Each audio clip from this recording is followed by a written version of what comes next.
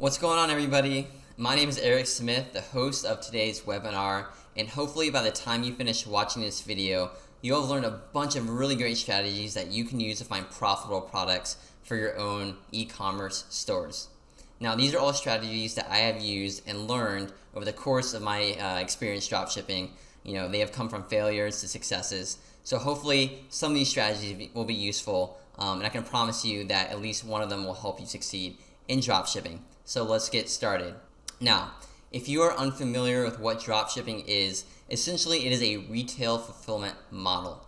And if you don't know what that means, essentially it's a business model where you don't hold any stock or inventory, and instead you have a third party ship products directly to a customer.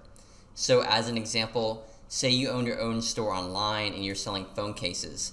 When a customer comes into your store and purchases that phone case, you don't have a bunch of phone cases sitting around in your room or in a warehouse somebody. You essentially just send that customer information directly to your supplier, probably in China, and they'll ship it directly to your customer. So you don't have to worry about packing, shipping, or anything like that. And that's essentially what drop shipping is. So moving on, what do you need to do to start drop shipping? Well, first things first, you need to find some profitable products that are backed up by research and data. You don't want to just start guessing, because finding profitable products is probably the most difficult and most important part of drop shipping. The next thing you want to do is to find a supplier for that product. I like to use AliExpress. Other people like using dhk.com. You can find private suppliers in the USA. It doesn't matter. It's not too complicated to find a supplier for a product, but you definitely need to have one in order to get started. Next thing you want to do is to set up a store of some sort. That way you can sell your products. I prefer using Shopify.com. You don't need to know how to code or anything like that. It takes care of dealing with domain names, themes, having customers purchase everything. You can handle orders straight from Shopify. It's really awesome. There is a monthly fee to it, but it's really low in the grand scheme of things for starting your business. And lastly, what you want to make sure you have are some basic marketing skills, because once you have your store set up and you have some products that are ready to be sold, you need to get some traffic into your store, right? You need to get customers in there to start selling. So you need to learn some skills to get those customers to your store. So what are some benefits of drop shipping? Well, the largest appeal is that you can do it from literally anywhere in the world. I drop shipped from New York, I drop shipped from Japan. Anywhere that has an active internet connection, you can really work because it's an online business. Another appeal is that there really is no cap to how much money you can make drop shipping, because really all it is it's your own business. If you don't want to put that much time into it, you can easily do like $50 a day. If you wanted to scale it up and create your own brand, make a huge business, people make actually millions of dollars. Some of the biggest brands drop ship. Like I said, Sears used to drop ship back in the day. Another appeal is that you can enjoy financial freedom and the fulfillment of owning your own business. I know owning my own business right now is more fulfilling than anything I ever did at a 9-to-5 job. I don't have to answer to a boss. On days that I feel like working all day, I can do that. If I want to go out with my friends on the weekend or in the middle of the weekday, I can do that as well. So you have a bunch of financial freedom. You can make as much money as you want to, as long as you put the work in. So that's a huge appeal of dropshipping, and something you can't get at a normal 9-to-5 job. Like me and my fiance, we actually quit our jobs. We used to live out in Silicon Valley in California, and we quit our jobs to dropship full time, both of us. I used to be a software engineer at Facebook and Instagram, which are both really prestigious jobs. If you ever heard of Instagram Stories, I was on the original team who led that development. So I do have a lot of experience with marketing and knowing the ins and outs of the social media aspects. And now I own 5 Shopify stores. One of them is bringing in $50,000 a month in revenue. I have another one that's bringing in close to $20,000 a month in revenue. And I have a bunch of other smaller ones I'm testing out currently.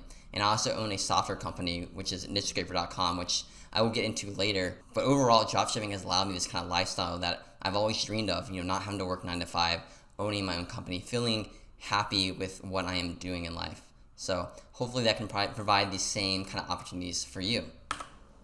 So I just want to say dropshipping works. It's a proven business model that has been around for a very, very long time. It's not something that is completely new at all. It's been around for 100 years. Sears used to do it with their own catalog items.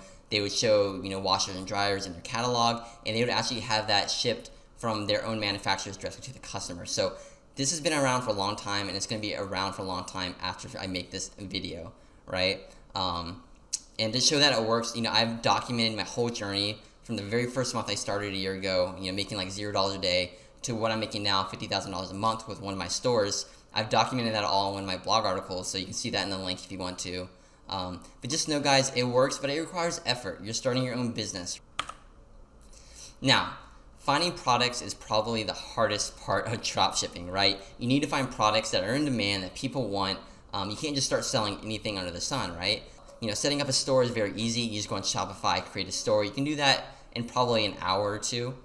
The rest, you want to spend time on product research, finding which products are going to be in demand and they're going to go viral. So that's one of the hardest parts, and that's what I'm going to focus on mainly today, is finding those profitable products and some strategies you can use to do that. So I do have a very basic set of rules for when I'm looking at products that you should probably use yourself as well. At the bare minimum, these products should have some kind of existing demand, right? You want to know that the product you're selling is something that people want. You're either going to find that by seeing if people are buying similar products, if people are already buying the product at some level. You just want to make sure that it's not going to go ignored to the vast majority of the world. You want people to want it. So you want some kind of competition there. If other people are selling it, that means that it is being sold well and they're making money off of it. But at the same time, you don't want too much competition. Some competition is good, but in general, you want low competition, right? The third requirement is that you want to have good margins as well. And if you're not aware what a margin is, let's say you sold a phone case for $40 and you buy it from your manufacturer for $20. You would keep a net profit or a net margin of $20. Another example is if you sold a dog toy for $30 and you bought it from your manufacturer for $20, that would be a $10 margin. So you want to make sure that your margins are decent, otherwise it's going to be a lot of work to actually make some money, right? So that's why I look for products that are between $15 to $18 because these sell relatively fast. You don't need to actually spend a lot of time convincing the customer to buy a $15 to $80 item.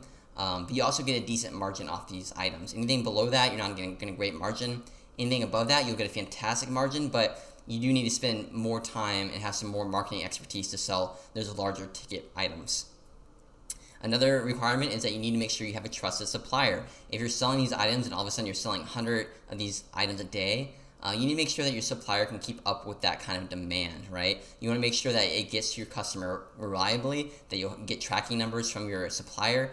So that's very, very important. Otherwise, you're going to be dealing with refunds and a lot of customer complaints. And lastly, you want to make sure that the products that you're selling are legal. You don't want to be going out and selling, superhero items like Superman or Star Wars or Disney items, because you could get sued if they find out about it. So you want to make sure that the items you're selling are legal and that you have a trusted supplier.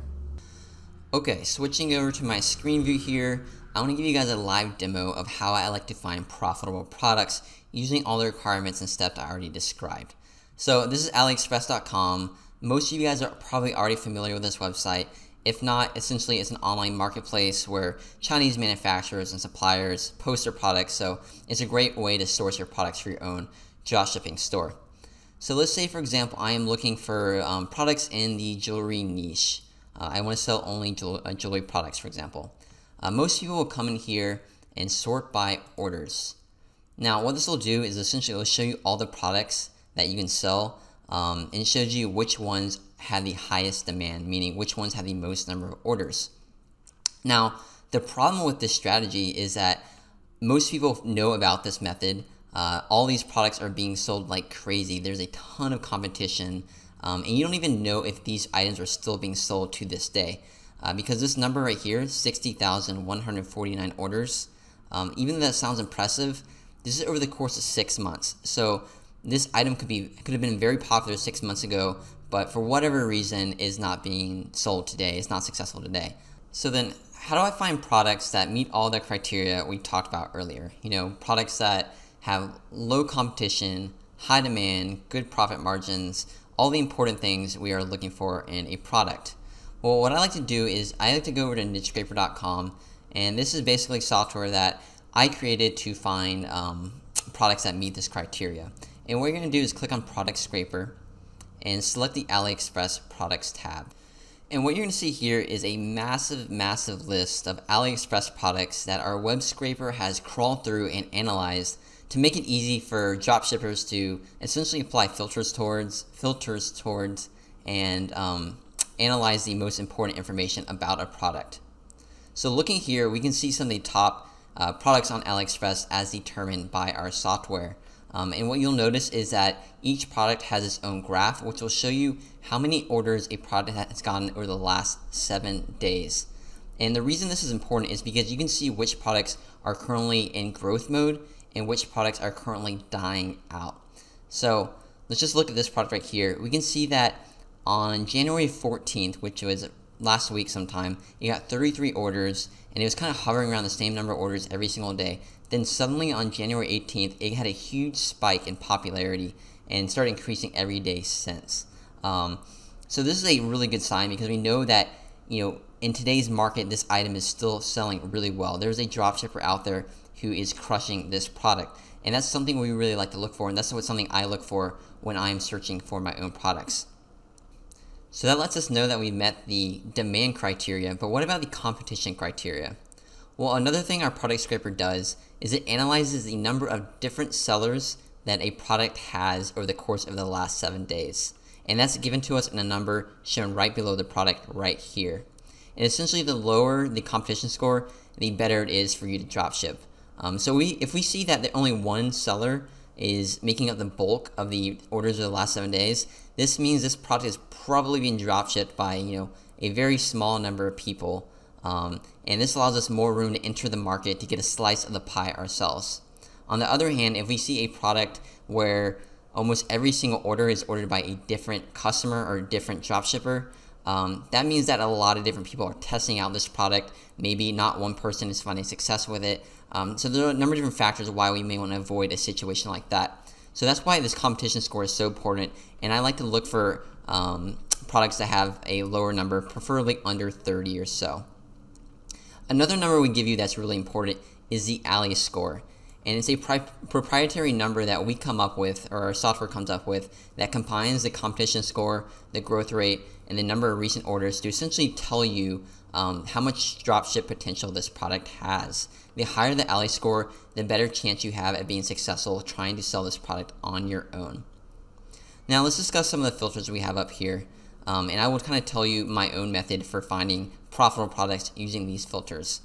So if you are a niche store and you are looking for a specific type of product, we have a bunch of different categories here. So just as an example here, if we select jewelry and accessories, and we sort by the Ali score, which is that proprietary number we discussed earlier, you can see how different it is between the default ordering that AliExpress gives you when you sort by orders. So you can see all these products here are almost, they're very vastly different, right? That's because these products are either very competitive or they're not getting a bunch of recent orders. There could be a number of different factors, but this will actually give us which products are or have the highest potential to sell within this category. So one trick I like to do is I like to make use of this recent orders filter right here. And essentially what it'll do is it'll let me filter out products that do not meet the max and minimum amount of orders over the last 7 days. So the magic number that I found is 20 and 600. And you can obviously play around with this yourself, but essentially what I'm trying to do is I want to get rid of the products that are extreme at both ends. So I don't want products that have gotten less than 20 orders in the last 7 days because honestly, they really haven't proved their worth. If they can't get 20 orders in 7 days, it's probably not of interest to me. At the same time, I don't want orders that have gotten over 600 in the last 7 days because they are probably getting a lot more attention by other dropshippers. People are starting to discover this product. It may become saturated soon. So I like to completely avoid this altogether. And the products that are in between this number are products that I like to think of as diamonds in the rough. These are undiscovered products that somebody is selling out there very successfully, but not a lot of people have found them yet. So another thing I like to apply is a competition score. Like I said, I like to see a competition score of under 30, so I might enter that here. And I also like to see a positive growth rate. So all you need to do for that is to set 0 right here, and that'll make sure we don't see any products with a negative growth rate. And we won't have a cap for the positive growth rate. So this is kind of how I look for products. I will literally just sit here and scan through all these different products and figure out which ones may be a good fit for my stores. I like to avoid the products that have one giant random spike like this because a lot of times if it goes from 0 to 157 like this, one person is buying a bulk quantity of this product, potentially to sell at a brick and mortar store at a physical location, or they are a Amazon FBA seller and they are bulk ordering a bunch of inventory to send to an Amazon warehouse somewhere. And that's not necessarily a bad thing, but it doesn't always mean they are drop shipping. So I will avoid products like this, and I like to see some that have a sustained set of growth. So some that start off with low number of orders and grow slowly every single day. Something like this is a good example. But another thing I like to look for is I want to avoid products that are easily found at a store that I can find locally, such as Walmart or Target. I feel like something like this isn't that unique. It's just a heart necklace. So I may not want to drop ship this because people probably won't wait for a product to come from China that takes 12 to 20 days to ship, when they can just go next door to their Walmart and buy it and have it within an hour. So something I would do, and I haven't set this up at all, I haven't looked through these products yet. I want to look for products that are somewhat unique, something I can't find in person, but also meet some of the criteria that I discussed before. So that's a pretty cool one. So if someone is into photography, that can be very special. That may be hard to find at a local store. We can see it kind of has like this roller coaster ride of orders every day. So for whatever reason, it was increasing, then it dropped off, and then it went back up. That could be because someone needed to pause their ad or they went on vacation. There's really no telling why it might drop off like that. But as long as we have a positive growth rate, that's all I really care about. So something like this may be good. We can see that it has a relatively low competition score. It has a growth rate and a good Ali score. And the reason why I like this item is because it is very specific to an interest somebody might have who maybe they like cats or bears or some kind of animal, because this is a paw print. So that way we can target people who like animals, or they like cats, they like bears, they also like jewelry. If I were to target this on Facebook, for example, I could easily set a demographic range of young females, maybe between the age of like 18 to 34. Maybe they like cats. Maybe they buy cat toys at PetSmart, and that gives us a very narrow demographic, and that increases our chance of selling this item. So that's one thing I like to look for. And what I'll do is I will just write down a bunch of these items and compare the different growth rates, compare the growth scores, and figure out which one might work for me. A lot of times I'll just add a bunch of these at random and kind of test them out, because you never know exactly what's going to work. But in general, if you see a high growth rate and low competition score, you probably will have success selling these items. So that's one strategy I like to use. If I know for sure that I want to find products that have a specific keyword in their title, I can enter that right here. So let's just change this back to all products. And let's say I want to find products that meet this criteria, but they have the word dog in the title. If I'm in a niche store that sells dog items, I can see a bunch of these different products right here that have dog in the title. And you may want to play around with these search terms here, because maybe not all these items, or maybe not all dog items, have the word dog in the title, even though it's counterintuitive. Maybe it just has pet. So I might search something like that, and you'll see more items show up. So just play around with those filters there. So that's one strategy I like to do to find AliExpress products. Another thing I like to do, just as to further my research to find profitable products, is I sometimes like to look and see what other stores are selling, right? Because if I can find the best-selling items in other stores, it gives me a good indication of what items are profitable, which items are selling well in today's market. So we have a Shopify products tab right here, and this does a very similar thing where it scrapes a bunch of different Shopify stores and analyzes their best-selling products. That way we can apply a bunch of filters to them. So we can sort by store popularity. So just as an example here, let's find items that are under $60 maybe, and they have dog in the title. And we're going to sort by store popularity. So these are a bunch of items found in other stores, and we can even apply more dynamic filters such as product added. So we can see items that were added recently. That way we know they are not, they haven't been around for months and months and months. And I just scroll through here and get an idea of new products that people are testing. And if I see anything that's interesting, I may go analyze them on AliExpress to see if I can find a supplier. And this is just one other way you can use this tool to do research. And lastly, I like to also check out the store analysis tool from time to time. And what it'll do is it'll show you all the Shopify stores out there, sorted by rank and popularity, and show you their best sellers in a very easy to browse manner. So I can just scroll through here and see the best selling items on a bunch of different stores here. And And preferably, I like to change the business type to verified dropshipping, because there are a bunch of different Shopify stores out there. They are not all drop shippers. So this allows me to see only the ones that are drop shipping. And I can just check out what is selling well for other people. So, I never even seen this product before, the soft knit ponytail beanie. So that could be a cool one to check out. I have no idea if it's been around for a while or not, but I know this is best selling for this store. So it could be a good indication that it might sell well for me as well. I can scroll through here and just see a bunch of different ones. And I'm very familiar with some of these stores. Bluecrate.com is a very popular dropshipping store. The Gadget Snob is a popular one as well. So we can just scroll through here and find a bunch of different products. This is actually a pretty interesting store right here. So if I want to learn more about it, I might just click on traffic and revenue, and it's going to show me more detailed information about this store. So let this load up here. We can see more of their best-selling products. We can check out how much monthly traffic the store gets, the average product price on this store, an estimation of monthly orders. Now this is purely an estimation based off of the number of monthly visitors they get and their product price and things like that. So this just gives you kind of an indication how profitable this niche might be. But it's still a good way to check it out and figure out what items you might want to sell in your own store. Anyways, I'm going to wrap it up, guys. My mouth is getting pretty dry, and I know I threw like a ton of overwhelming information at you. But hopefully after watching this complete video, you've learned at least a few strategies you can use to find profitable products for your own dropshipping store. If you are interested in purchasing Niche Scraper, head on over to this URL. You can create a free account, sign up, become a member, and you can use all these tools as much as you want. Anyways, hopefully that's helpful, guys, and good luck on your dropshipping journey.